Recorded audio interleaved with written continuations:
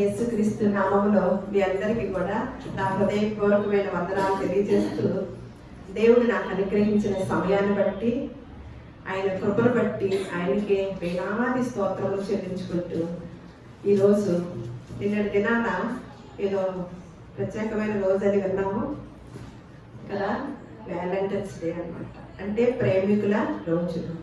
ప్రేమ అనే పదానికి అర్థం లేకుండా పోయిందండి సమాజంలో. ప్రేమ అంటే ప్రేమికులు కొంతమంది గుర్తుకొస్తారు, కానీ ఆ ప్రేమ ప్రేమ కాదండి. ప్రేమ అంటే దీర్ఘకాలం ఉండాలి. ప్రేమ మరణమంతా బలమైనది అని చక్కని అస్సలైన అర్థాన్ని తెలియచేసింది పరిశుద్ధ గ్రంథం అన్నమాట. ఈ పరిశుద్ధ గ్రంథం మన చేతుల్లోకి ఎంతమంది త్యాగం చేస్తే వచ్చిందో, ఎంతమంది రాస్తే ఎంతమందిగా రాసి ఎంత వివరణగా ఉంది అంటే అది దేవుని యొక్క ప్రేరేపణ, దేవుని యొక్క హస్తం ఉందని, దేవుని ప్రణాళిక ఉందని ఎంతమంది మేము గుర్తించుతున్నామండి. ఇది ఒక ప్రేమ లేఖ అండి, ప్రేమ లేఖ. ఈ ప్రేమ లేఖని ఎంతమంది ప్రేమ లేఖగానే చదువుతున్నారండి. మా తేజ చిన్నప్పుడు జీవన వికాస విద్యాలయం అడవి లెక్కలలో ఉండేవాడు అనమాట. 7th క్లాస్ నుంచి మేము అక్కడ పంపించినప్పుడు అక్కడ తనకి మాకు కమ్యూనికేషన్ ఫోన్ ఉండదు, ఓన్లీ లెటర్లు రాయాలన్నమాట. లెటర్లు రాయాలంటే తేజ నుంచి లెటర్ వచ్చింది అంటే ఆ లెటర్ని మేము ఎన్ని రోజులు చదువుకునే వాళ్ళమో, మళ్ళీ ఆడ కనపడేదాకా కూడా ఆ లెటర్ని, అంటే ఫోన్లో కనెక్షన్ ఉండదు, ఆ స్కూల్ యొక్క ప్రత్యేకత అనమాట. వాళ్ళు లెటరే రాయాలి, నేను లెటరే రాయాలి. నా లెటర్ని తేజ చదువుకునేవాడు, నేనేమి రాసేదాన్నో. ఇక్కడ ఉన్న జాగ్రత్తలు, భక్తిభావం ఎక్కువ నా లెటర్లు అయ్యే ఉండేయండి. తేజ ఎలా ఉన్నావు, ఎలా నేర్చుకుంటున్నావు, ప్రార్థన చేసుకుంటున్నావు, అవే ఉండేవి అన్నమాట. వాడు కూడా రాసినప్పుడు ఇద్దరం పోటీ పడి లాక్కునేవాళ్ళం ఆ పేపర్ని, ఆ లెటర్ని. ఆయన తెచ్చి కాసేపు నాకు ఇచ్చేవారు కాదు, నన్ను ఊరించేవారు అనమాట. నేను అప్పుడు ఆ లెటర్లు చదివే సమయంలోనండి, చాలా మందికి నాతో ఉన్న వాళ్ళకి తెలిసి ఉంటుంది. మనము ఆ దినాల్లోనే నా అనుభూతిని నేను చెప్పాను. ఆ రోజు నేను పొందుకున్న అనుభూతి, నాకు నా కుమారుడు దూరంగా ఉండి లెటర్ రాస్తే ఈ లెటర్ని ఎంత ఇదిగా చదువుకుంటున్నానంటే, ఈ పరిశుద్ధ గ్రంథము నా తండ్రి నాకు జాగ్రత్తల కోసము నన్ను ప్రేమించి ఈ పరిశుద్ధ గ్రంథాన్ని రాయించినప్పుడు నేను ఎన్ని మార్లు ఆ ఆసక్తితో చదువుతున్నాను అని నేను ప్రశ్నించుకున్నాను. ఆ రోజు నుంచి నేను ఈ బైబిల్ని ఎక్కువగా స్టడీ చేయడం నేర్చుకున్నానండి. మా అబ్బాయి లెటర్ని ఏమన్నా అంత గొప్పగా చదువుతున్నాను, ఈ పరిశుద్ధ గ్రంథాన్ని తెలుసుకోలేకపోతున్నాను, సమయం ఇవ్వలేకపోతున్నాను, అదేంటి ఆస్వాదించలేకపోతున్నాను అని నన్ను నేను లోపల నాకు అంతరాత్మ మాట్లాడేదన్నమాట. అది నిజంగానే అనిపించి దాన్ని చదవడం మొదలెట్టినప్పుడు అండి, ఎంత గొప్ప విశేషాలు ఉన్నాయోనండి, ఎంత గొప్ప సంగతులు ఉన్నాయోనండి. ఇందాకే మనం విన్నాం, డాక్టర్ల దగ్గరికి వెళ్ళినా, ఎవరైనా మనుషుల దగ్గరికి వెళ్ళినా మనకి కృంగతీసే మాటలేనండి, మనల్ని బలహీనపరిచే మాటలే ఉన్నాయి అన్నమాట. కానీ మనల్ని బలపరిచే మాటలు, మనల్ని ధైర్యపరిచే మాటలు, మనల్ని ప్రోత్సహించే మాటలు ఒక పరిశుద్ధ గ్రంథానికే సాధ్యమండి. వాటిని మీరు ఎంతమంది అలా తీసుకుంటున్నారు అని నాకు ప్రశ్నేనమాట. ఈ పరిశుద్ధ గ్రంథాన్ని ఎలా రాశారు, ఎప్పుడు రాశారు, ఎంతమంది త్యాగాలు చేశారు, ఇవన్నీ ఈ మధ్యకాలంలో స్టడీ చేస్తుంటేనండి నాకు హృదయం అంతా కూడా వేదనగా ఉందండి, చాలా దుఃఖంగా ఉందన్నమాట.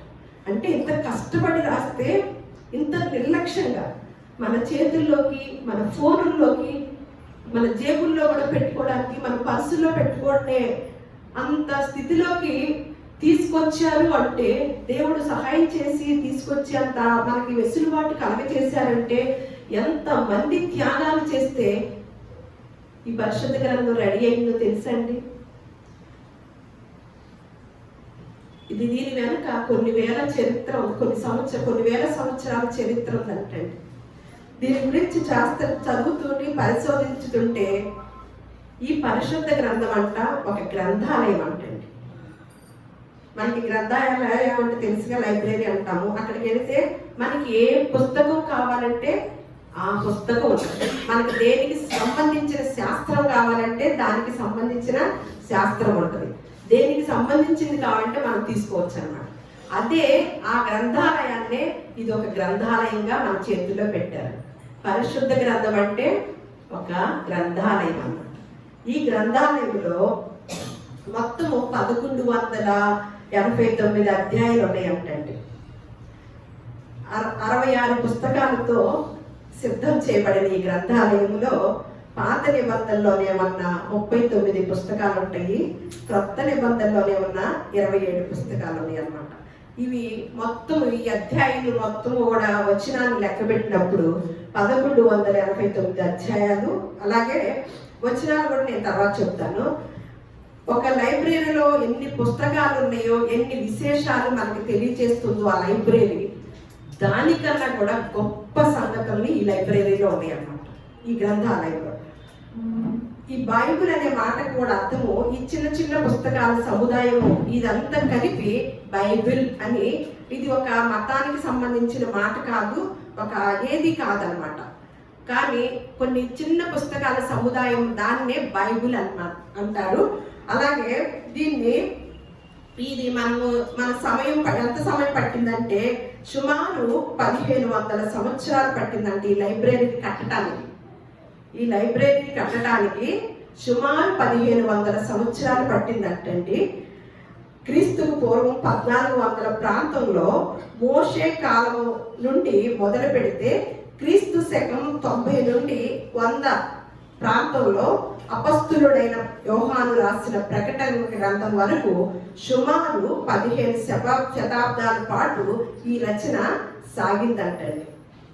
ప్రపంచంలో మరే ఇతర పుస్తకానికి కూడా ఇంత సుదీర్ఘమైన చరిత్ర లేదంట. సాధారణంగా ఎవరైనా పుస్తకం రాస్తే, ఒక నవల రాసిన, ఒక విషయం, ఒక శాస్త్రం రాసిన ఒకళ్ళో ఇద్దరు రాస్తారన్నమాట. కానీ ఈ పరిశుద్ధ గ్రంథము 40 మందితో రాయించబడింది. 46 మంది, 40 సుమారు నేను చెప్తున్నాను, మీరు 46 మంది అంటున్నారు కదా, సుమారు అంతమందితో రాయబడింది అనమాట. అంతమంది రాశారంటే ఒకళ్ళిద్దరికి ఒక అంశం గురించి మీరు రాయండి, మీ ఆలోచన ఏంటి అని ఒక అంశాన్ని ఇచ్చి ఇద్దరికి ఇచ్చి రాయమనంటే ఒకళ్ళ మాటకి పొంతలు ఉంటుందండి. ఒకళ్ళ ఆలోచన కలుస్తుందా? కలవదు. ఇద్దరిదే కలవదు. కానీ సుమారు 40 మంది రాసిన పరిశుద్ధ గ్రంథాన్ని రాశారని మనం తెలుసుకున్నప్పుడు, మరి ఇదివరకు రోజుల్లో ఈ గ్రంథము ఎలా రాయబడింది, ఈ పుస్తక రూపంలో రావటానికి ఎవరు కూర్చారు అని ఎప్పుడన్నా ఆలోచన చేశారండి?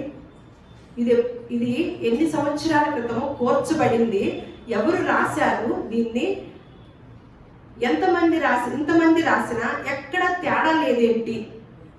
పాత నిబంధనలో ఒక మాట ఉంటే మళ్ళీ దానికి అనుసంధానంగా క్రొత్త నిబంధనలో కూడా రాసిన వ్యక్తి యొక్క ఆలోచన కూడా ఒకేలాగా ఉంటుందండి. నేను అది పరిశోధించాను అనమాట. అది వచ్చేవాళ్ళు నేను చెప్తాను ఆ కూర్పు గురించి. ఇప్పుడు ఈ బైబిల్ ఎలా మన చేతుల్లోకి వచ్చిందో, ఇది 40 మంది సుమారు రాశారు అంటున్నారు కదా, వారిలో ఎవరెవరు రాశారో చూద్దాం. వీరందరూ కూడా, ఇక్కడ ఒక విచిత్రం ఏంటంటే ఈ 40 మంది కూడా ఒకే కాలానికి చెందినవారు కాదు, ఒకే వర్గానికి చెందినవారు కాదు, ఒకే వృత్తికి చెందినవారు కాదు. ఎవరెవరు రాశారంటే మళ్ళా ఒకే భాషకు కూడా చెందిన వారు కూడా కాదనమాట. ఎందుకంటే ఎవరెవరు రాశారంటే ఇందులో రాజులు ఉన్నారు, గొర్రెల కాపర్లు ఉన్నారు, ప్రధానులు ఉన్నారు, జాలర్లు ఉన్నారు, వైద్యులు ఉన్నారు, పన్నులు వసూలు చేసేవారు ఉన్నారు. వీళ్ళంతా 3 వేరు ఖండాల నుంచి వచ్చిన వారంటండి. ఒకే కాలమైన వారు కూడా కాదు. నేను ఎందుకు ఇంత వివరంగా చెప్పడానికి ప్రయత్నం చేస్తున్నానంటే, మనకి చేతుల్లోకి మనము ఒక 500 పెడితేనో 200 పెడితేనో ఒక 1000 రూపాయలు పెడితేనో కొనుక్కుంటే మన చేతుల్లోకి వస్తుంది. మరి ఈ బైబిల్ గ్రంథాన్ని ఎవరు ఎంతమంది ఎన్ని రోజులు తీస్తున్నారో నాకు తెలియదు. నాకు తెలిసిన విధానంలో ఏంటంటే, నేను కొన్ని కుటుంబాలు చూస్తా కదా, ఆ బైబిల్ గ్రంథాన్ని ఆదివారమే తెస్తారు, మళ్ళా ఆదివారమే తెస్తారు, మళ్ళీ తీసుకొస్తారన్నమాట. కొంతమంది అయితే దులుపుతారు, దులిపి తీసుకొస్తారు. ఇలా నేను చాలా మందిని గమనించుతున్నప్పుడు, అంటే ఎంతమంది కష్టపడి, అంతమంది కష్టపడతాం ఒక ఎత్తు అయితే, పరిశుద్ధాత్మ ప్రేరేపడతో దేవుడే తన తన ప్రేమ లేఖను మనకు అందించాలని ఎంతో మందిని వాడుకొని మనకి గ్రంథాన్ని మన చేతుల్లో సులువుగా చదవటానికి, సులువైన అందరి భాషలో, అందరికి అనుకూలమైన భాషలో ముద్రించబడటానికి ఇప్పుడు ఎంత సౌకర్యంగా మన చేతుల్లోకి వచ్చినప్పుడు ఎంతమందిని ప్రతిరోజు పఠిస్తున్నామండి? ఎంతమందిని ఆ ప్రాముఖ్యతను ఎంచుకొని ఈ పరిశుద్ధ గ్రంథాన్ని చదువుతున్నామంటే చాలా మంది ప్రశ్నార్థకంగా ఉన్నారన్నమాట. ఎందుకంటే ఇది చదివితే కనుక కుటుంబాలు చాలా బాగుపడతాయి, ఎక్కడ అపవాదికి తావు లేకుండా ఉంటుంది అన్నమాట. కుటుంబాలు బాగోలేదు అంటే అక్కడ పరిశుద్ధ గ్రంథం పఠనం లేదని అర్థం చేసుకోవాలి. రోజు చదవటం లేదు వారు, అందుకే లేఖనాల్లో ఏముందో తెలియలేదు. అసలు రోజు చదవటమే కాదు, అసలు ఈ పరిశుద్ధ గ్రంథం ఎలా వచ్చిందో కూడా వాళ్ళకి అవగాహన లేదు. కొంతమంది ఇదివరకు రోజుల్లో పోపు అని ఉండేవాళ్ళు కదా, పోపులు అని ఉండేవాళ్ళు కదా, వాళ్ళు మాత్రమే ఈ గ్రంథాన్ని చదివేవారంట, చదివి చెప్పేవారంట. ఇలా కూర్చున్న వాళ్ళందరూ చదవటానికి, తెలుసుకోవటానికి కూడా అర్హత లేదంట. వారు చెప్పిందే సత్యం, ఇక అంతే, అది మూసేసేవారంట. మన మిగతా వాళ్ళు చదవకూడదంట. అలాంటి పరిస్థితిలో ఒక వ్యక్తి ఇది అందరికీ అందుబాటులో రావాలి. సామాన్య మానవులు సైతము, ఒక వ్యవసాయం చేసుకునే వారు కూడా సైతము అర్థం చేసుకునే భాషలోను, అర్థమయ్యే రీతిలోనూ ఈ గ్రంథాన్ని ఉంచాలి, తెలియచేయాలి, రాయాలి, పఠించాలి అనుకున్నప్పుడు ఆయన ప్రయత్నం చేసినప్పుడు పోపుల కాలంలో ఆ పోపు అనే వాళ్ళు ఉంటారు కదా, మరి ఎవరో వాళ్ళు నాకు తెలియదు, క్యాథలిక్ ఎవరు, అలాగే వాళ్ళు మాత్రమే వాళ్ళ దగ్గరే ఉండేదంట గ్రంథము. వాళ్ళే చదివి చెప్తే మనం అందరం ఆలకించాలంట. మనం ఇంకా తెలుసుకోవటానికి ఇక లేదు, మనకు ఆధిక్యత అనమాట. అలాంటి సమయంలో దేవుడు ఎవరినో ఒకళ్ళు లేవనెత్తుతాడు కదా. ఒక ఆయన అలా చేసి అది అందరికి అందుబాటులో తీసుకొచ్చినప్పుడు వారందరూ ఆయన మీద పగబట్టి ఆయన చంపేశారంట. చంపేయటమే కాకుండా ఆయన తెలివితేటలకి, ఆయన విధానానికి, ఆ బైబిల్ మనకి అందుబాటులో తీసుకొచ్చిన విధానాన్ని బట్టి ఆయన చనిపోయాక పాతిపెట్టబడినప్పుడు కూడా ఆ ఎముకలను కూడా తీసుకెళ్ళి భస్మం చేశారంటండి, ఎవరికి అంతకోకుండా. కానీ కొంతమంది అంటే దీన్ని ఎలా రాసేవాళ్ళు అంటే, ఇదివరకు రోజుల్లో మరి ప్రింటింగ్ ప్రెస్సులు లేవు, పెన్నులు లేవు, పేపర్స్ లేవు, కానీ ఎలా అందించారండి? ఎంతమంది కష్టపడి ఉంటారండి. కొంతమంది దీనికోసం రాయటానికి వారి కుటుంబాల సైతం కూడా వదిలేసుకునేవారంటండి. స్నానం చేసి చక్కగా రాయటానికి సిద్ధమయ్యేవారంట. ఏదైనా కొంచెం మిస్టేక్ వస్తే, అంటే చర్మంతో రాసే టైంలో అనమాట, ఏదైనా మిస్టేక్ వస్తే కొన్ని మార్లు మన మోసే కాలంలో రాతి పలకల మీద ఇవన్నీ రాయటం మనకు తెలుసు అన్నమాట. మోసే కాలంలో అలా కొనసాగిందంట. తర్వాత చర్మపు కాగితాల మీద చర్మాన్ని, జంతు చర్మాలతో రాయటం జరిగిందంట. ఆ రాసేటప్పుడు ఏదైనా మిస్టేక్ వస్తే ఆ చర్మాన్ని అంతటిని కూడా కాల్చేవాళ్ళంట, మళ్ళా మొదలెత్తుకునేవాళ్ళంట. వాక్యాన్ని జోడించేవారంట, మళ్ళీ ఎతికేవారంట, పరిశోధన చేసేవారంట. మనం వాళ్ళు పరిశోధన కనుక చేసి మన ముందు పెట్టకపోతే మనకి లూకాసు వార్తలో ఉన్న విషయాన్ని ఇంకొక చోట ఉండేదంట, ఒక మొక్క ఇక్కడ ఉండేదంట, లేకపోతే ఇంకొక చోట ఉండేదంట. మనందరూ ఏం చేయాలి? ఎత్తుక్కునే పని చేయాలన్నమాట. దాని గురించి అవగాహన కూడా ఉండేది కాదు. అలా చేసుకుంటూ వచ్చినప్పుడు మనము సమూయేలు గ్రంథాన్ని కనుక సువార్త, లూకాసు వార్త కనుక మనము చదవాలనుకుంటేనంట, దాన్ని ఒక 30 అడుగుల ఇదిలో ఉంటుందంట.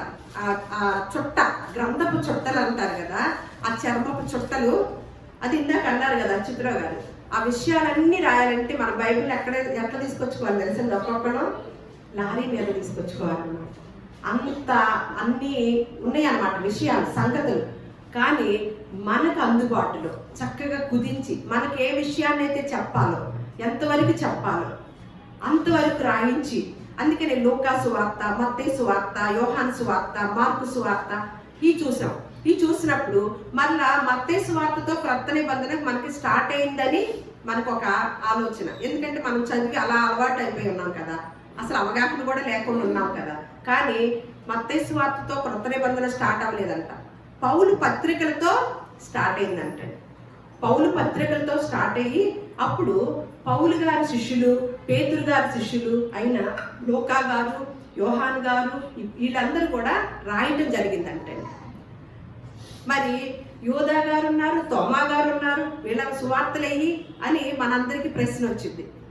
కానీ కొంతమందికి దేవుడిచ్చిన ఆధిక్యతను బట్టి వారు మాత్రమే రాయటం జరిగిందన్నమాట. అలా రాసి, అందుకనే దీని గురించి ఒక మాట ఉంటుంది. పేతురు రాసిన పత్రిక, 2వ పేతురు రాసిన పత్రిక 1వ అధ్యాయం 20వ వచనంలో, ఒకడు తన ఊహను బట్టి చెప్పుట వలన లేఖనములో ఏ ప్రవచనమును పుట్టదని మొదట గ్రహించుకొనవలెను. ఏలయనగా ప్రవచనము ఎప్పుడును మనుషుని ఇచ్చిన బట్టి కలగలేదు, కానీ మనుషులు పరిశుద్ధాత్మ వలన ప్రేరేపింపబడిన వారై దేవుని మూలముగా పలికిరి. మనం ఇప్పుడు చదువుతున్న బైబిల్ అలాగా పలికి దేవుడు పరిశుద్ధాత్మ ప్రేరేపణతో రాయించి ఇచ్చిన పరిశుద్ధ గ్రంథం అన్నమాట. ఇప్పుడు మనం చదువుతున్న ఈ తెలుగులోకి రావటానికి ఎంతమంది త్యాగాలయ్యారనండి, ఎంతమంది త్యాగాలయ్యారని అనమాట. ఏం చేశారంటే, బైబిల్ రాయబడినప్పుడంట అసలు ఈ భాషలో లేదంట. మరి దేవుడు ఏ భాషలు ఎంచుకొని ఉంటాడంటే అవి ప్రధానంగా 3 భాషలు అంట. ఒకటి ఇబ్రూ భాష, అది ఏంటంటే పాత నిబంధనలో ఎక్కువ భాగం ఇబ్రూ భాషలో రాయబడిందంట. ఇది ఇశ్రాయేలుల మాతృభాష అంట. అలాగే రెండవది అరామిక్, పాత నిబంధనలో కొన్ని భాగాలు అంటే మన ఇబ్రూ భాషతో పాటు అరామిక్ కూడా, దానిలో కొన్ని భాగాలు ఏంటంటే దానియేలు, ఎజ్రా గ్రంథాలు లాంటివి కొన్ని అరామిక్ భాషలో ఉన్నాయంట. యేసు ప్రభు కాలంలో సామాన్య ప్రజలు మాట్లాడే భాష కూడా ఇదే, ఏంటంటే అరామిక్ భాష అన్నమాట. మూడవదిగా గ్రీకు భాష అంట. ఇది క్రొత్త నిబంధన మొత్తం కూడా గ్రీకు భాషలో రాయబడిందంట. అప్పట్లో గ్రీక్ అనేది ఇప్పుడు మనము ఇంగ్లీష్ ఎలాగా నేషనల్ లాంగ్వేజ్ లాగా ఉంటుందో, అప్పట్లో ఆ రోజుల్లో గ్రీకు భాష అలాంటి లాంగ్వేజ్ లో ఉండేదంట. అలాగే చూడండి ఎంత ప్లాన్ చేశాడో దేవుడు. సువార్త అందరికీ అర్థం కావాలని అప్పట్లో అందరికీ వచ్చే కామన్ భాష ఏంటంటే గ్రీకు భాష. క్రొత్త నిబంధనలో గ్రీకు భాషలో క్రొత్త నిబంధన రాయించారంట. అప్పట్లో ప్రింటింగ్ ప్రెస్ ఏమైనా ఉందా అంటే లేదు, పెన్నులు లేవు, వైట్ పేపర్స్ కూడా లేవు. అయితే దేని మీద రాసే ఉంటారంటే మొదట్లో రాతి పలకల మీద అంట చెక్కేవారంట. మోషే కాలంలో మనకందరికీ తెలిసిందే కదా. ఆ తర్వాత అంట మట్టి పలకల మీద రాసేవారంట. కానీ పెద్ద పెద్ద పుస్తకాలు రాయటానికి అవి సరిపోవు కదా, అందుకే అప్పట్లో 2 ముఖ్యమైన వస్తువుల్ని వాడేవారంట.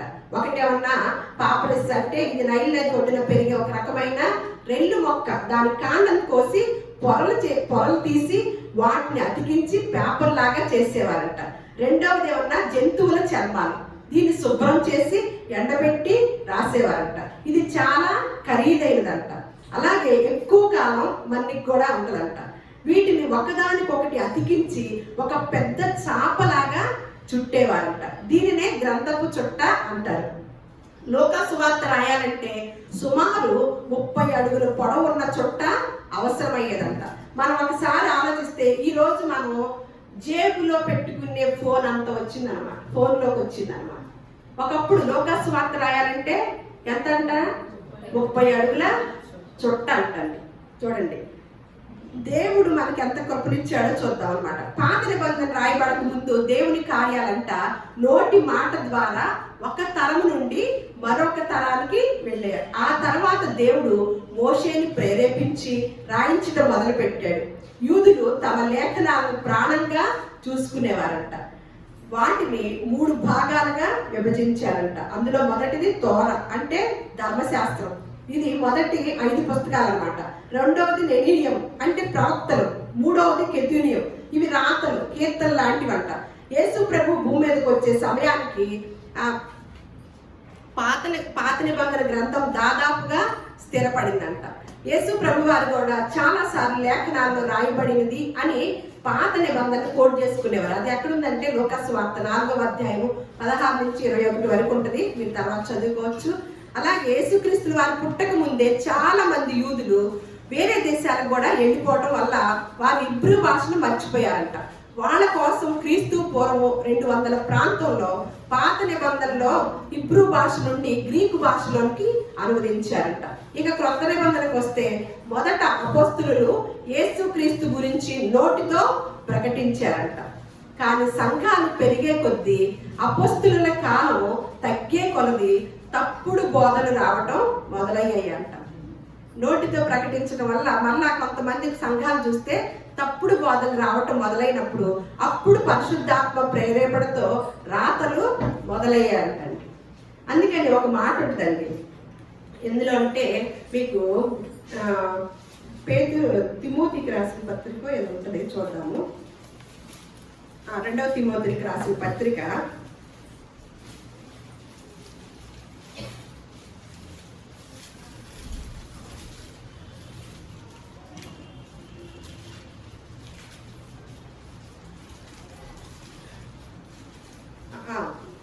3వ అధ్యాయము 2వ పత్రిక 3వ అధ్యాయము 16 వచనం 17. దైవజనుడు సన్నద్ధుడై ప్రతి సత్కార్యమునకు పూర్ణముగా సిద్ధపడి ఉండునట్లు దైవావేశము వలన కలిగిన ప్రతి లేఖనము ఉపదేశించుటకును, ఖండించుటకును, తప్పుదిద్దుటకును, నీతి యందు శిక్ష చేయుటకును ప్రయోజనకరమై ఉన్నదంటండి. చూడండి, మనకి తప్పుడు బోధన అనేది వచ్చేసింది అనమాట. మీరు రండి, ఏంటి మేలు పొందుకోండి, మీరు రండి. ఈ తప్ప మనకి పరిశుద్ధ గ్రంథం యొక్క అసలు మన చేతుల్లోకి వచ్చిన విధానాన్ని ఇంత కూర్చిన అంతమంది భక్తులు అంత చక్కగా కూర్చి ఒకే మాట మీద విధానాన్ని ఎలా కొనసాగిందంటే ఇది ఖచ్చితంగా దేవుడే మన కోసం రాయించిన ఈ లేఖ, ప్రేమ లేఖ, ఈ పరిశుద్ధ గ్రంథము అని ఎప్పుడైతే మనం అది తెలుసుకుంటామో ఈ గ్రంథాన్ని ఆస్వాదిస్తామండి. మరి దేవుడు రాయించకపోతే మరి 40 మంది వేరు వేరు కాలాల్లో, వేరు వేరు ఖండాల్లో, వేరు వేరు జాతుల్లో, వేరు వేరు వృత్తుల్లో ఉన్నవారు మనకి ఇంత వివరణ ఇచ్చారు అంటే అది కూడా సెట్ అయిందంటే మన ఇద్దరు కుటుంబంలో ఇద్దరు మాటలు ఒకలాగా ఉండవే. 40 మంది సుమారు రాసిన మాటల్ని పాత నిబంధన చూసినా క్రొత్త నిబంధన చూసినా చక్కగా మ్యాచ్ అవుతాయండి. ఇవన్నిటిని మనము పరిగణలోకి తీసుకున్నప్పుడు ఈ గ్రంథము ఎలాగా సుదీర్ఘంగా ఇంత కాలము కొనసాగటానికి, ఇంత మందిని వెంబడించడానికి కారణం ఏమై ఉంటదంటారు అని ఎప్పుడన్నా ఆలోచించారా?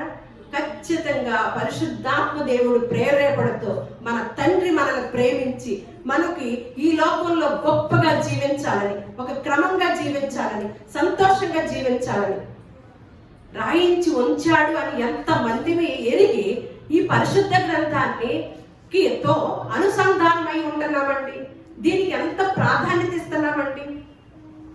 అన్ని గ్రంథాలు ఇది రాయబడిందా? ఆ చర్మము ఆ చుట్టల్లో నుంచి అసలు ఎక్కడికెక్కడికి వెళ్ళిందంటే ఎంత ఆశ్చర్యం వేస్తుందోనండి, ఎంత ఆశ్చర్యం వేస్తుందోనమాట. అలా ఈరోజు మరి మనము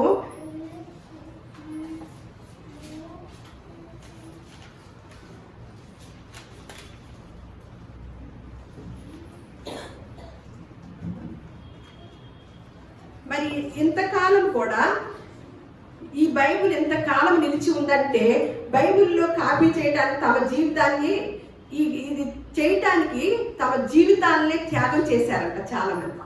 చేసి మన చేతుల్లోకి వచ్చినప్పుడు ఇందాక అంటున్నారు కదా అచ్యుతరావు గారు, యేసుక్రీస్తు వారి దగ్గరికి ఎవరు వచ్చారు? ఆయన ఆకలి కొనగానే ఎవరు వచ్చారు? అపవాది వచ్చేసారు. మరి అపవాదితో ఏమి సమాధానం చెప్పారండి? దేనితో సమాధానం చెప్పారు? ఏమి వాడారు ఆయన అక్కడ? మనుష్యుడు రొట్టె వలన మాత్రమే కాదు. ఈ అపవాది ఏమడిగాడు? నువ్వు గొప్ప దేవుని కుమారుడు అని చెప్తున్నావు కదా, ఈ రాళ్ళ నువ్వు ఆకలి కొన్నావు కదా, ఆకలి వేసింది అనమాట. 40 రోజులు ఉపవాసం ఉండేసరికి ఎవరికైనా ఆకలి వేస్తుంది కదా.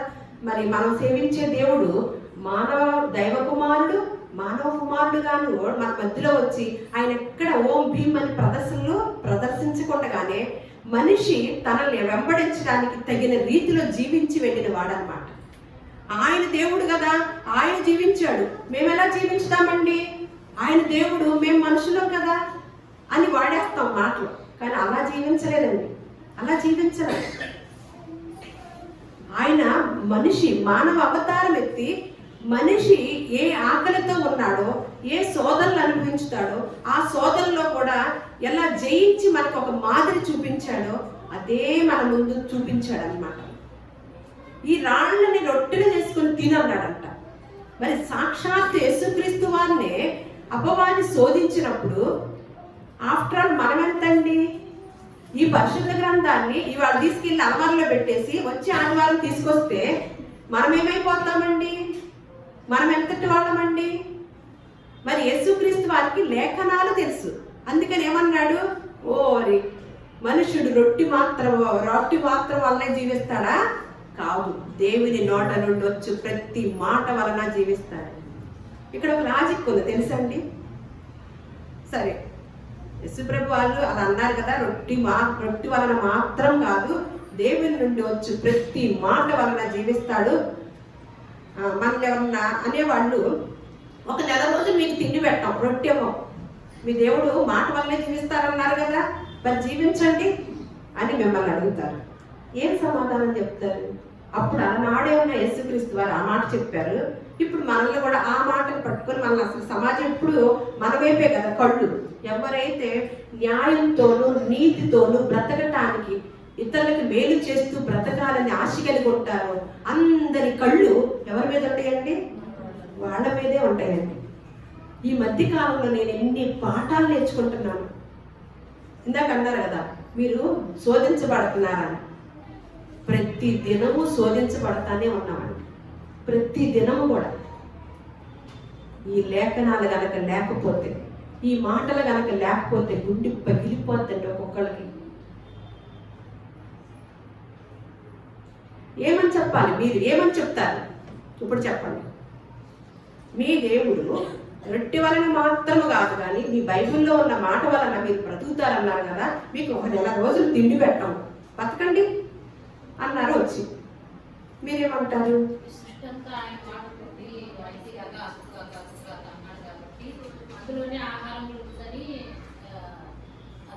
అది శుక్రవారం వచ్చే స్త్రీల యొక్క జ్ఞానం. శుక్రవారాలు యవనస్తులైన స్త్రీలైన ఇళ్లలో కూర్చొని ఏం చేస్తున్నారు? సుమిత్ర ఏం మాట్లాడింది? ఆది కాండంలో ఉంటుంది జవాబు. లాజిక్కులు ఉంటాయండి. ఈ మామూలు అనుకున్నారు, ఆషామాషి గ్రంథం అనుకున్నారు. ఇది మామిడి చెట్టు కలుగును గాక, జామ చెట్టు కలుగును గాక, వరి కలుగును గాక, గోధుమలు కలుగును గాక. ఎవరితో బ్రతుకుతున్నామండి? దేనితో బ్రతుకుతున్నామండి? ఆయన మాట, ఆయన నోట నుండి వచ్చు ప్రతి మాట వలన మనుషులు బ్రతుకుతున్నామండి. ఇందులోనే వైద్యం ఉంది, ఇందులోనే పోషకాలు ఉన్నాయి, ఇందులోనే అన్నీ ఉన్నాయి అన్నమాట. మన శరీరంలోనే వ్యాధి నిరోధక శక్తి కూడా ఉంది.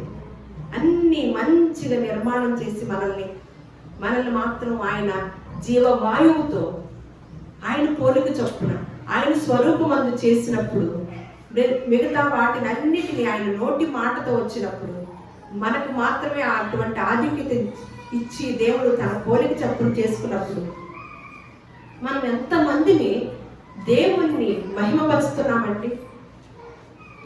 ఆయన ప్రేమ లేఖను ఎంతమంది ఆస్వాదిస్తున్నామండి. అదే కదా, ప్రేమ మరణం అంత బలమైనది. దీనికి ఇంకొక మాట యాడ్ చేయడానికి కుదిరిద్దా? ముగింపు అదే కదా, కుదిరిద్దాక మనం తెలుసుకున్న ప్రేమలేంటి? మీరు ఇది ఒక ప్రేమ లేఖలాగా చదవండి. మొన్న నేను ఎవరితో మాట్లాడుతూ అసలు బైబిల్ గ్రంథం చదువుతూ ఆస్వాదిస్తూ ఉండి ఇది ఒక వ్యసనం లాగా అనుకోవాలనుకుంటున్నామయ్యా అన్నాను. ఒక వ్యసనం అయిపోవాలి. మనకి ఎవరన్నా త్రాగుడు అనే దానిలో ఎవరో ఒకళ్ళు వ్యసనంలోకి వెళ్తారండి. దానిలో నుంచి వస్తున్నారా? మనమైతే తొందరగా వచ్చేస్తాం. వస్తామా లేదా? ఇది అసలు మనకు వ్యసనమే కాదు. వాళ్ళల్లో వస్తారు మధ్యలో, మనమైతే ఎప్పుడో ముందే వచ్చేస్తాం. వాళ్ళకి చాలా టైం పట్టింది. ఇది దేవుడు పరిశుద్ధాత్మ ప్రేరేపణతో రాయించాడు అని ఎవరైతే అనుకుంటారు. అందుకే కొన్ని రుజువులు ఉన్నాయండి. నాకైతే ఇంకా ఎక్కువ చెప్పాలని ఉంది. మీరు ఇలా అచ్యుతరావు గారు ముందే నాకు ఒక కండిషన్ పెట్టేశారు, నువ్వు గంట ప్రసంగం చేయబాక వచ్చేవాళ్ళని చెప్పంటున్నారు.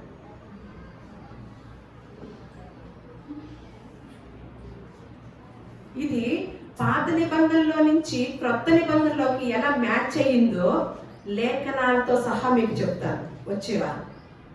ఎందుకు దేవుడే రాయించి తన బిడ్డల చేత ప్రేరేపణతో రాయించి మనల్ని పట్టించుకొని మనకి ఎంత గొప్ప గ్రంథాన్ని మన చేతుల్లో పెడితే ఆ గ్రంథం యొక్క విలువ క్రైస్తవ ప్రపంచానికి తెలియటం లేదని బాధ కలుగుతుందండి. మన చేతిలో ఉన్న ఈ గ్రంథాన్ని, ఈ రాజ్యాంగాన్ని ఏమైనా పక్కన పెడుతున్నాము. బయట రాజ్యాంగం ఏమైనా మనకి రాజ్యాంగంగా ఉంటుంది అనమాట. ఏ రాజ్యాంగమైనా దీనిలో నుంచి రావాల్సిందేనండి. దీనిలో నుంచి రావాల్సిందే. ఏ శాస్త్రం వచ్చినా దీనిలో నుంచి రావాల్సింది. పాత నిబంధనలు ఏ మాట అయితే చెప్పాడో క్రొత్త నిబంధనలో కూడా మళ్ళీ అదే సేమ్ పలుకుతుంటే నాకు ఎంత ఆశ్చర్యం వేసిందోనండి. అప్పుడు అనిపించింది 40 మంది రాసిన మనకు 40 మందిగా 4 రాస్తే అది గందరగోళం అయిపోద్ది. గందరగోళం అయితే ఒక అంశాన్ని ఇచ్చి ఇదిగో మీరు సైన్స్ గురించి మీ అభిప్రాయం ఏంటి అని, లేకపోతే రాజకీయం గురించి మీ అభిప్రాయం ఏంటి అని 4 ఇచ్చి రాయమంటాం. అది చదవడానికి కూడా బాగుంటుందా? గందరగోళంగా రాస్తారు. ఒకటి అర్థం అవ్వదు. ఈ 4 కూడా మ్యాచ్ అవ్వదు. ఒక్కొక్కళ్ళు ఒక్కొక్క ఆలోచన రాస్తారు. కానీ సుమారు 40 మంది రాసి ఎక్కడ గందరగోళం లేదు. ఎక్కడ చదువుకున్నా, ఏ పేజీ తీసినా ప్రశాంతంగా మనకి ఎంతో ప్రయోజనకరమైన మాటలు వస్తున్నప్పుడు అది ఎవరు రాయించి ఉంటారని మీరు ఆలోచన చేస్తున్నారు. ఎప్పుడు ఆ మాటల్లో ఉన్న శక్తి సామర్థ్యాన్ని ఎరిగినప్పుడు దేవుడు తండ్రి గుర్తుకు రావాలి. ఇది నా కోసం రాయించిన గ్రంథము, నా కోసం రాయించిన ప్రేమ లేఖ, నేను మరింతగా నేర్చుకోవాలి. సుమిత్రకి ఎందుకు తెలిసింది? ఎక్కడ వృధా చేసుకోదు సమయాన్ని. ఎట్టగొట్ట నేర్చుకోవాలి ఈ గ్రంథాన్ని. శుక్రవారం నుండి ఎంతమంది స్త్రీలు వస్తున్నారు, ఎంత ఆసక్తితో వస్తున్నారు. వారందరిని బట్టి నేను దేవుని స్తుతించుతూ ఆ బిడ్డలకి మరింత జ్ఞాన వివేకములు దేవుడు నిండుగా అనుగ్రహించాలని నా ప్రార్థన అన్నమాట. అనుగ్రహించునుగా. చాలా విషయాలు తెలుసుకోవాలి. బయట ప్రపంచంలో జిమ్మిక్కులన్నీ నేర్చుకుంటున్నారు. బయట ప్రపంచంలో ఉన్న మెలుగులన్నీ తెలుసుకుంటున్నారు. కొన్ని కుటుంబాల్లో ఏం జరుగుతుందో ఆలోచిస్తూ ఉంటారు. ఎప్పుడు ఎవరికి ఏ తగువ పెట్టాలో ఆలోచిస్తూ ఉంటారు కొంతమంది. ఎప్పుడు ఏది చెప్పాలో ఆలోచిస్తూ ఉంటారు. కానీ ఈ పరిశుద్ధ గ్రంథం గొప్పతనాన్ని ఎంతమంది ఆలోచించి ఈ గ్రంథాన్ని ఎంతమందికి పంచుతున్నామండి? ఆ సమయాన్ని అంతటిని అందుకని అపవాదికి ఎంత ఉందంట సమయము, అది దాని సమయం కొంచెమే ఉందని దాని సమయాన్ని ఎక్కడ వృధా చేసుకోవటం లేదంటండి. మనకేమైనా చేటంత ఉందా? మనల్ని ఏమన్నాడు? నిన్నటి వారమే. ఇవాళ ఉంటే నిన్నటి వారం, ఇవాళ ఉంటే నిన్నటి మన జీవితాన్ని, మన సమయాన్ని ఎంతవరకు ఉపయోగించుకుంటున్నాం, ఎంత దేవునికి సమయాన్ని ఇస్తున్నాం, మనకెంత సమయాన్ని తీసుకుంటున్నాం అని మనం పరిశీలించుకుంటే మనందరికీ తెలుసు. యేసుక్రీస్తు వారి దగ్గరికి శోధకుడు వచ్చినప్పుడు ఎలాంటి సమాధానం చెప్పారో తన బిడ్డలు కూడా ఆయన మార్గదర్శకుడుగా తన బిడ్డలు కూడా అలాగే సమాధానం చెప్పాలని ఆయన కోరుకుంటున్నాడు, ఆశపడుతున్నాడు. సమాధానం చెప్పాలంటే లేఖనాల్ని పరిశోధించాలి. అప్పుడు మాత్రమే చెప్పగలుగుతాం. లేఖనాల్ని పరిశోధించే స్థలము ఇదన్నమాట. ఇక్కడ ఇది పాఠశాల. పరిశుద్ధ గ్రంథాన్ని పఠించే పాఠశాల, నేర్చుకునే పాఠశాల. ఎప్పుడైతే నేర్చుకుంటామో బయట ప్రపంచంలోకి వెళ్ళి దాని యొక్క గొప్పతనాన్ని చెప్తూ దాని మనల్ని ఎలా గొప్పగా జీవించమందో అలా జీవించి చూపించే వారంగా దేవుడు మనలందరినీ కూడా ఆశీర్వదించుగాక. వచ్చే వారము మరిన్ని వివరాలతో మీకు ఈ పరిశుద్ధ గ్రంథం గురించి మరి ఎక్కువగా తెలుసుకుందాము. దేవుడి మాటలు మన హృదయాల్లో కలింప చేయనుగాక.